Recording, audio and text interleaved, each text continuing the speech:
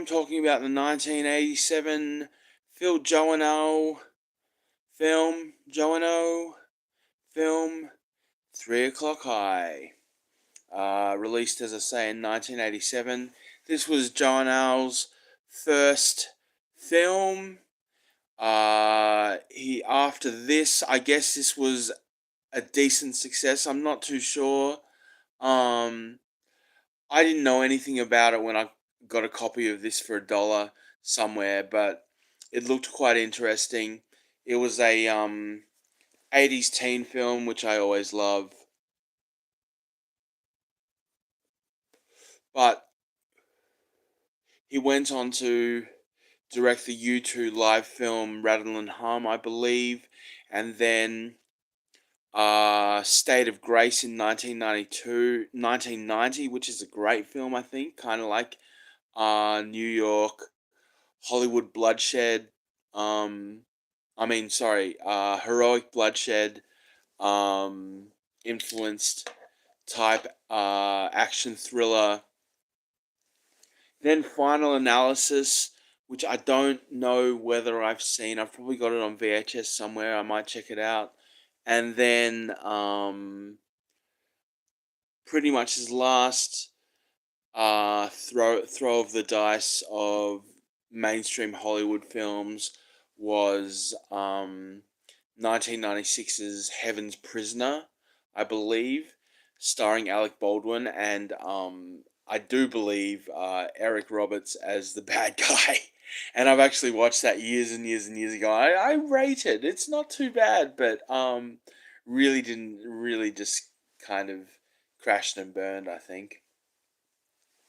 So, as I say, 3 O'Clock High was his very first film after directing some amazing stories. I was looking into him, and apparently he showed his film school short, and then Spielberg was on his phone on the phone to him like a dream, asking him to direct episodes of amazing stories. So that's kind of how it went, and yeah, I mean, this film is just really like it's ostensibly a teen comedy, but it's kind of filmed like a thriller. Um, so even though it's got all the tropes and stuff, it's like super stylized.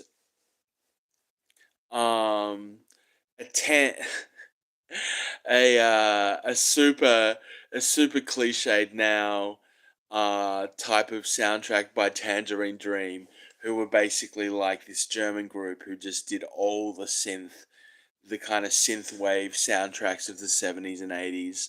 Um, I don't know if they went into the 90s, but they were known. I mean, they were a krautrock group that ended up going into soundtracks, and this is just classic Tangerine Dream. Um, and yeah, I mean it's a really interesting film in many ways. While I was watching it, it's like I don't know if you remember that Charlie Day Ice Cube film Fist Fight from about 2017, 2018, I do believe. It's very similar in many ways to the story of Fist Fight, except instead of the teachers having a fight at the end of the day, it's students. So it'd be interesting to see whether that was a kind of touchstone for the directors of Fist Fight. Although, of course, that was a lot more comedic than this film. Yeah, it'd be interesting to see. And I mean, even to the point where it'd be like if Fist Fight had called itself 3 O'Clock High and sort of touted itself as like a remake slash reboot. Not a reboot, but like a thematic retelling of the story. It'd kind of make sense because it sort of like I watched Fist Fight maybe 6 months ago, something like that, and it kind of hits all the same beats in many ways. But as I say, yeah, it's it's a weird film. It's a really weird film. It's kind of tonally, it kind of goes all over the place. And there are some great performances, and there are some really cheesy performances. The main character, Jerry Mitchell, is played by Casey Shamasco, whose, I guess, biggest role probably was as 3D in the Back to the Future movies. I don't even recall which character that was. Um, and then Annie Ryan, who I think was in Ferris Bueller's, and whatnot. And then the bad guy, um, Buddy Revell, played by the amazing kind of bad guy actor,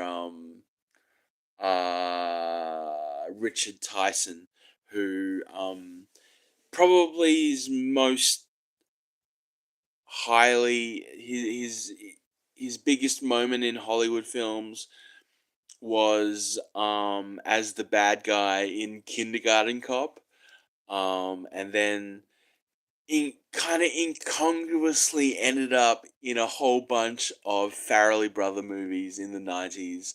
And then I think the last major film he was in, and he's been in a lot of tripe since, was probably Black Hawk Down, and I haven't watched that really from start to finish, so I couldn't say who it was. But I think this was kind of his breakout film. Like, I think this was, yeah, interesting, and the little sister of Jerry is played by an actress called Stacey Glick.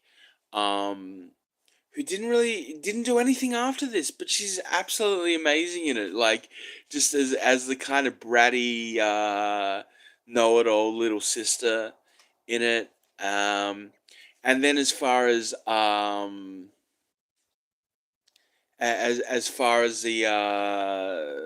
adult actors in it, there's quite a few greats there. A younger Jeffrey Tambor when he had a little bit of hair.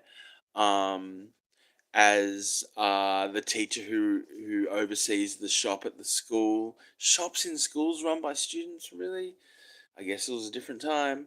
Um, and then Philip Baker Hall, um, as like a no nonsense, hard bitten cop type character, detective, as he's wont to do. Not the library detective from Seinfeld, but kind of he's almost parodying this character in that Seinfeld episode. Possibly even. And then as the principal, I guess, a character actor who's been dead a long time, called John P. Ryan, um, as Mr. O'Rourke or Mr. Rourke. And even though I didn't recognize him, like I definitely recognized his voice. Like it's the kind of thing that like is just very iconic role. Um, and then I don't know who plays, but there's a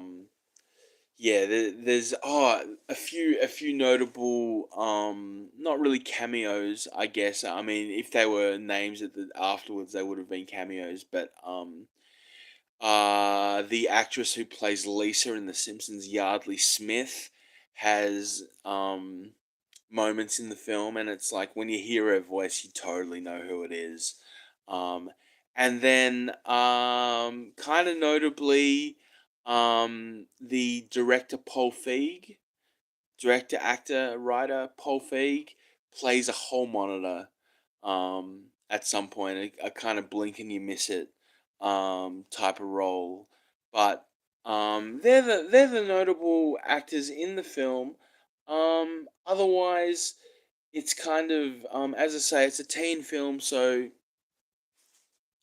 lots of things going on, lots of actors doing their things and stuff, lots of 20 something people pretending to be 16. Um, and they used to do it. That was the golden age of the mid-20s actor playing a 14-year-old kind of vibes. I guess. Um, Both Casey Zamasco and Richard Tyson were both born in 1961. And as I say, this was an 87 film, so they would have been at least 25 when this was filmed, and it totally shows. Um, so, yeah, I mean, it's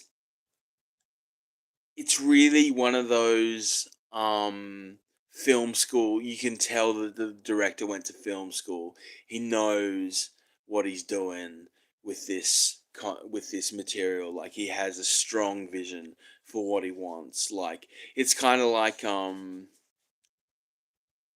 it's almost like a western or something. And I guess that's an homage to the westerns, calling it 3 o'clock high, like high noon. Like it's kind of like a um 3 o'clock high school, but also 3 o'clock high, like high noon, because it's like a showdown type of thing.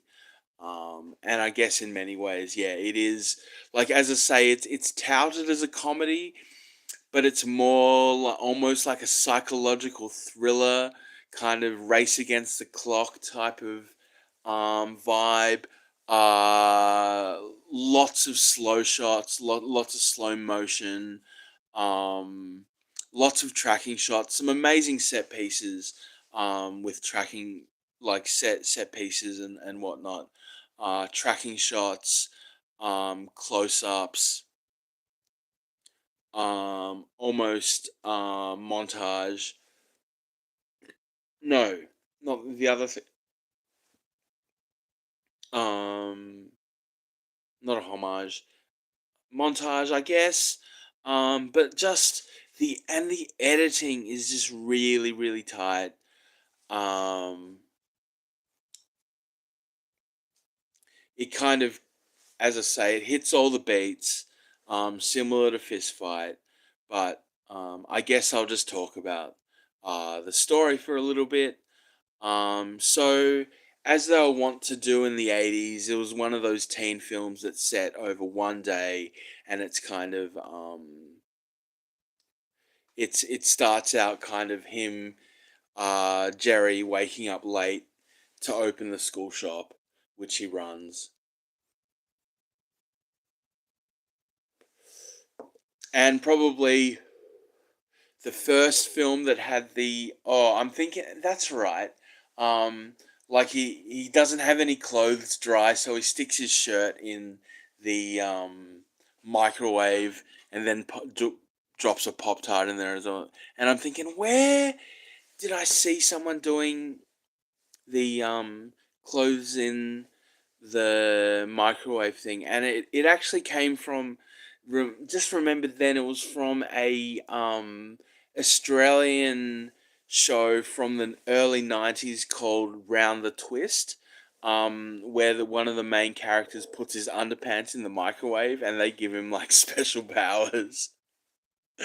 um yeah, so he does that, and he's got to drive his little sister to school. And as I said, she's like this kind of know-it-all. She's almost like a sage in a way. So a really cool character, Bree. Um, and then he's running late. He can't. His car's got a flat tire, so he takes his mum's car. He's going all over the place, brushing his teeth in the car, and then picks up his girlfriend. And like it's kind of like it's weird in a way that like this dude who's meant to be like a geeky kind of guy, um, again just incongruous that like he's basically like a babe magnet, even though he's like this kind of dorky like shopkeeper type character and things. So he picks her up and she's like this and that, and then basically the first great set piece of the film is basically they get to school and everybody's talking about this guy who's seemingly been expelled from his old school buddy Ravel, and they're like gossiping about what he did and all these rumors and all this kind of stuff. Um, and after Jerry does his thing at the shop, and yeah, he sees this total like dream babe in the car on the way to school, and then he comes across her in the shop and things, and then being a nerd as well, he works for the school newspaper. and is told that his job for the day is to do like a not really a puff piece, like a, how you say, like a bio type of story on this new student, Buddy Revell, and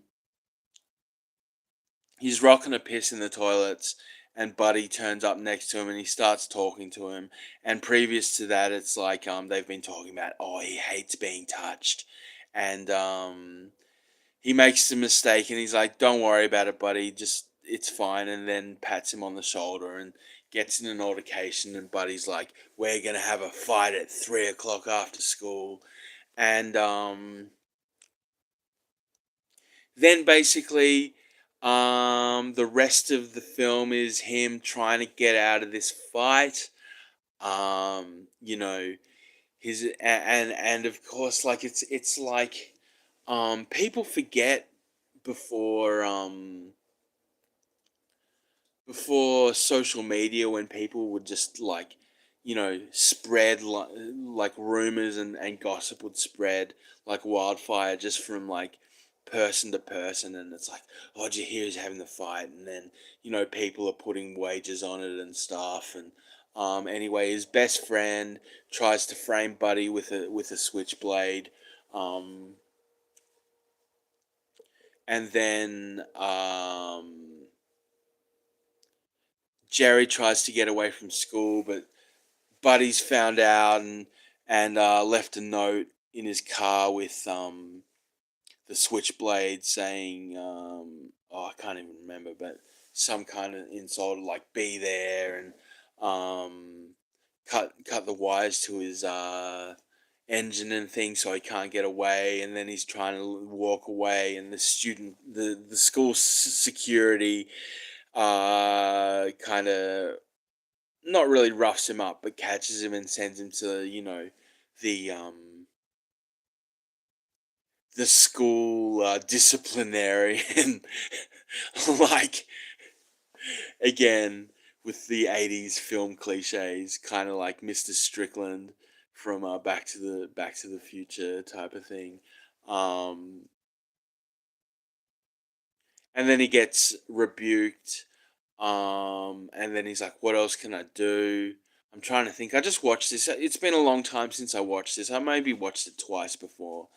Um, and then he talks to like a football player who, he's like, "Oh, pay me $450 and I'll rough him up and stuff." Um, so Jerry takes the money from the shop. Uh, like it had been a whole thing of him opening the cash register in the earlier scenes, and like he basically makes a whole mess of the shop, and makes it look like a whole break in and things. Um, and but and in the end, he does give the money to this football player who uh tries to rough up Buddy in the library, and it's an amazing scene. um Reminded me of like, yeah, basically basically like the whole library gets destroyed. It's amazing. And then like uh Jerry and his friend are standing um behind bookshelves, and all the bookshelves fall, and they're left standing there looking at Buddy, and he's like, "Arr." um so anyway, after that, his next scheme is to basically get detention, I think. I might be missing things. And then there's another thing, like his girlfriend Franny, who's just like super, not really, like a kind of new wave girl, I guess. Not really, not a goth, but that kind of, almost like almost like a proto hipster type of girl, who has like a spirit guide.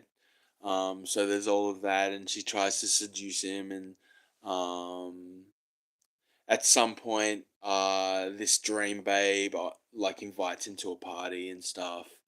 Um, Again, really, really incongruous that in any other scenario, this dude would be like pining after chicks, but in this one, he's just he's like beating them off with a stick. Anyway, his next, and that leads to like the most weird scene where basically he's like, I've got to get detention, so he rocks up to his English class ready to do a book report.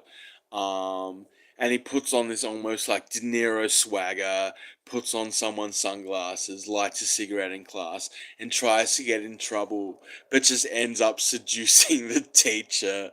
Um, which again, like, totally wouldn't fly in this day and age. Like, we're talking, yeah, this is almost a 40-year-old film, and yeah, that those kind of social mores, it's not, it's um the whole teacher student panic of the 90s are definitely not kicked in by this point. Anyway, he does that, and then he faints and wakes up in the nurse's room, and he's like, "Do I have detention?" And she's like, "No, no, you're fine. The teacher said it was the best book report she's ever heard. Here's her number. Give her a ring after school," kind of thing. Anyway, after the football player had taken a hit, lost a couple of teeth, he kind of gave back the money, and by this point, oh, that's right. After I can't recall. But basically, after English class, he's got math class, and there's a test, and Buddy's in there as well. And he makes to copy off Jerry, and they get caught, and Buddy's like tested to know whether he knows the math in the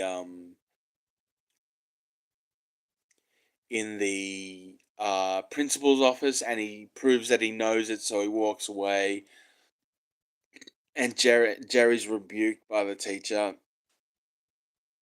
Anyway, after that, because Jerry says, "Oh, I was copying off him," and afterwards they're walking away, and in the gym, and Jerry tries to like think that he's got like a moment of camaraderie with Buddy, but he's like, "Don't you get it? I just, we're gonna fight and stuff. There's no stopping it," and oh, and that reminds me, this whole time, these kind of these film nerds want to make a documentary of it as well. So there's those moments as well. Anyway, Jerry gives Buddy the money um, to stop the fight, um, and Buddy's like, we can stop the fight, but like you are the biggest wimp chicken that I've ever come across, and that incenses Jerry, and he comes back. He's like, "Give me back my money. Let's fight." Blah blah blah. And then again, as I said, it's kind of like this race against the clock, and through the whole thing. But then it kind of counts down the minutes, and he's getting ready, put his books away. Da da da da. Da. Everybody at the school knows about it. It's the same. It's the same thing as in Fist Fight, and they're all waiting for the fight to happen. Um, and then the principal tries to stop the fight and gets knocked on his ass. Um, and yeah, then basically it's the classic kind of thing where it starts out him losing, and then he gets a hit in. Then his girlfriend tries to stop Buddy, but she gets pushed over, and then Buddy takes out the knuckle dusters. But then that gets knocked off, and Jerry ends up with them and gives him like a winning punch, and everybody cheers. And by this stage, there's a detective investigating the money being taken, and the principal, like, he's had enough. Because as I say, the principal gets knocked on his ass by Buddy, and then he's kind of like this whole redemption thing, and um, then, as I say, it's quite incongruous. The next day, all the students think that Jerry's like a total hero and stuff, and they're like, buying single sheets of paper off him for like $1 to cover the missing money and things. And then uh, Buddy walks in and everyone moves aside and it's like, is he gonna fight? Is he? And then he raises his fist and drops the money on the table and he almost smiles, like that whole kind of like silent respect kind of vibes. And it's like, yeah. And then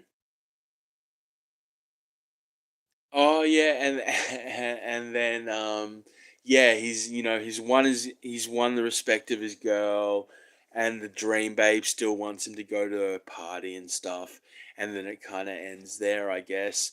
And over the credits, they're like talking about him, how he's like this total legend now, and again, Yardley Smith from The Simpsons plays like a cheerleader who's like, oh, I hear he's a psycho and blah blah blah, and that's kind of it in a nutshell. Um, have I spoiled it for you? Probably not, because as I say, it's the storyline is almost secondary to the experience of this film because it is such a visceral, like,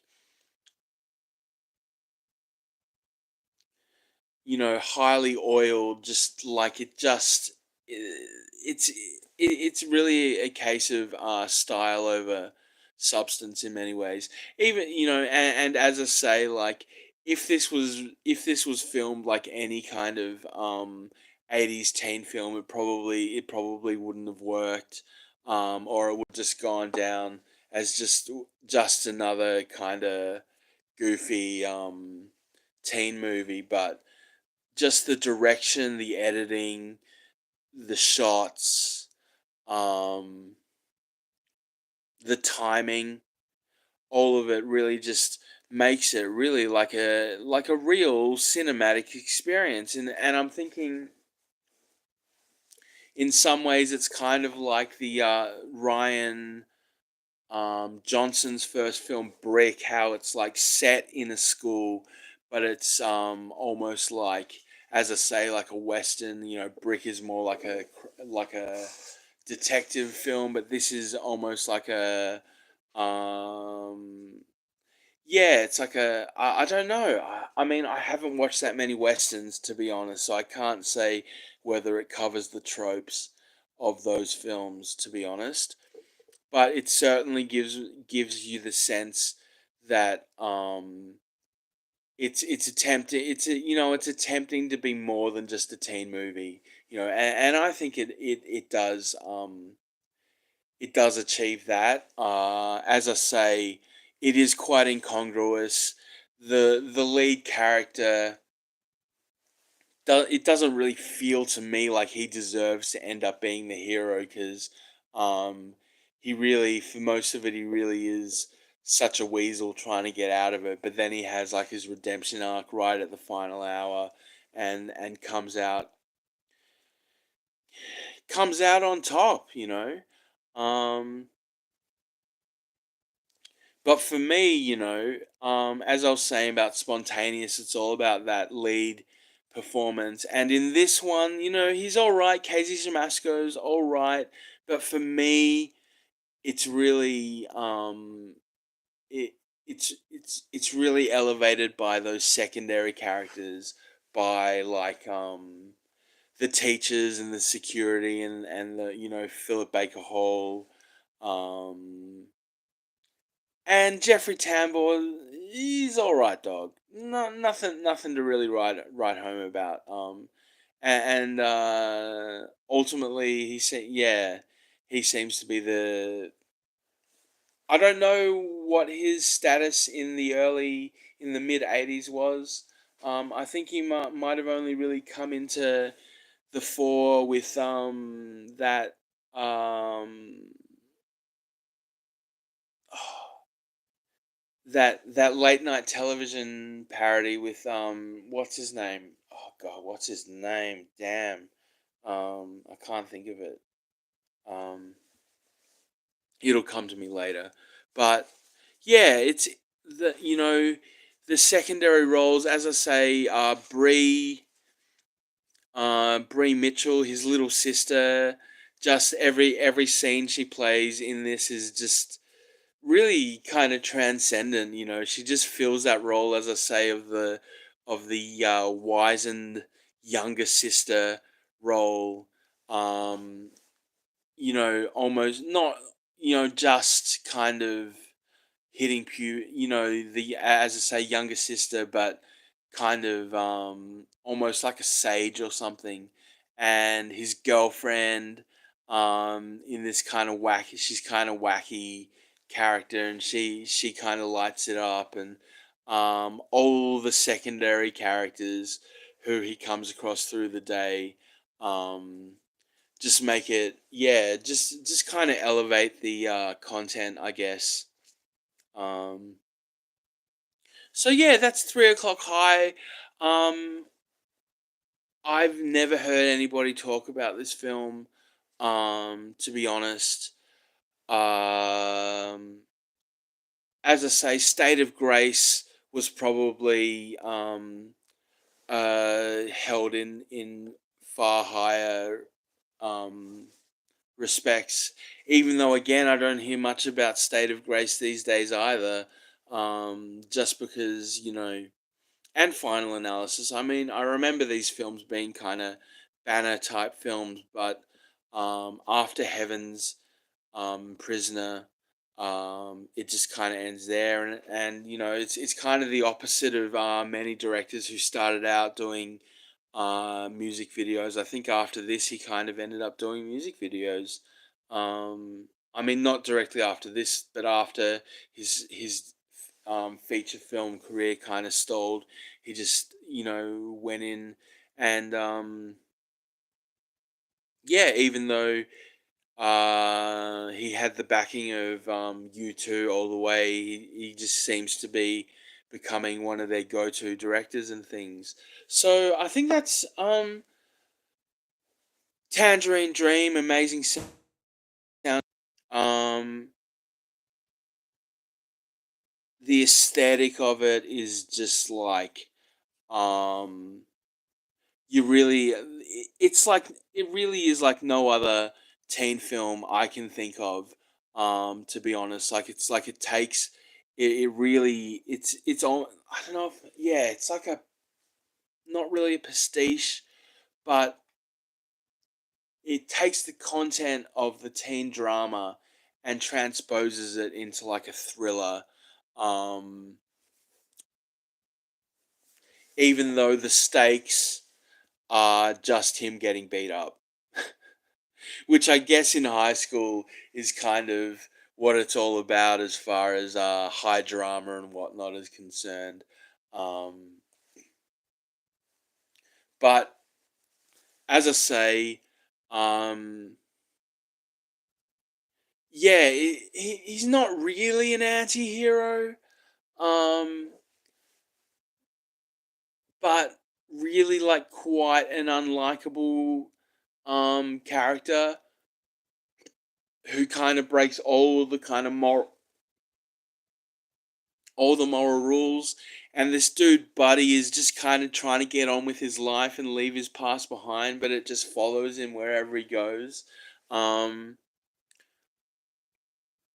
and I don't know, I guess that's just how things go these days as well. Like you can't run from your past, you just got to live with your reputation and um prove people wrong, kind of thing. And I mean, it's so bizarre. Yeah, at the end, this English teacher comes up to him, and I can't remember what she says, but he kisses him, and um, which totally just, not that I find it weird. I mean, as I say, these were all 20 something actors, so um, but within the context of the film, it wouldn't fly. And um, Buddy punching out the principal again, that wouldn't fly in this day and age. He'd end up in juvie kind of thing. But in this film, he just ends up rocking up the next day and giving back the money. So Um, yeah, it's an anomaly, this one, and if you haven't seen it, I definitely recommend checking it out. It's probably on YouTube. I wouldn't imagine that it's not. Um, and yeah, that's 3 o'clock high. Definitely one of the weirder teen movies. As I said in the description, it definitely breaks the mold of the teen high school film, especially of those one day, um, set in one day type of films. Um, Nothing like Ferris Bueller's, nothing like a John Hughes film, like at all, I don't think. Um, Not sentimental.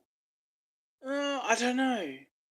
Maybe a little bit, but definitely nothing like a John Hughes film.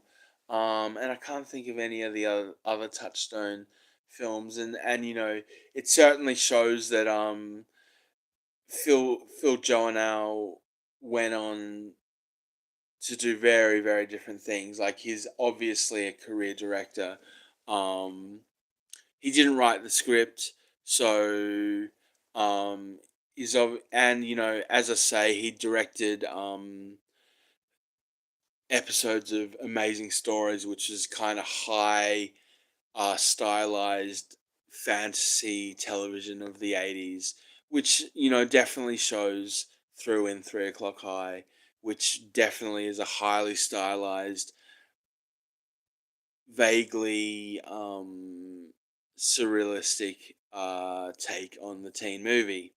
So, yes, that is my episode of 52 Weeks of Cult Cinema, 3 o'clock high.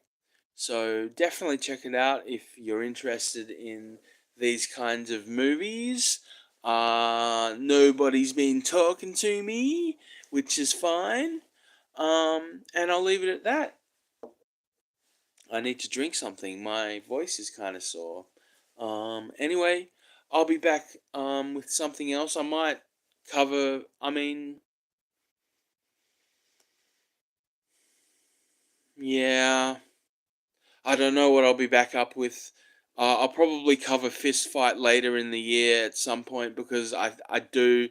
It was a lesser film that deserves a cult following, because it's quite ridiculous and kind of fits into the doesn't fit in, it fits into the spectrum of, I think it was directed by a Always Sunny in Philadelphia director, and of course it's got Charlie Day in it. um Great cast, and yeah, I probably talk about that as well later. But as I say, I don't know what's next, but you'll just have to find out when it comes at ya, so thanks for watching, and remember, if you get angry, you're doing it wrong. Thanks for watching. Peace to the lovers.